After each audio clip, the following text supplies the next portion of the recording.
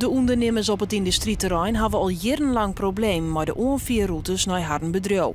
Om op het industrieterrein bij Sculemborg te komen, moet het verkeer een grote omwaai maken. En die omwaai kan op gewoon dagen aardig in de papieren rennen. We staan dagelijks met ons materiaal voor de bregen. Die is eigenlijk 60-70% hier.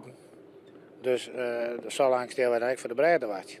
En iedere minuut kost €1. Dus dat is luid rekenen wat het dus kost.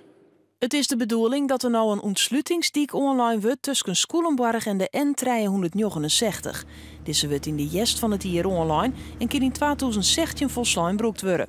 Het is opvallend dat het project nou zo vlug ompakt wordt, want de ontsluiting van Sculemborg is al tientallen jaren een probleem. Ja, dat komt omdat je denk ik even de goede mensen, de bestuurders, mensen van de bedrijven bij elkaar zitten en in de goede stand doen. Wat we zelfs ik geholpen heb, is dat we de aanroende tijd nogal wat problemen met de bregenhand hebben. Kortsertillen, Sculemborg.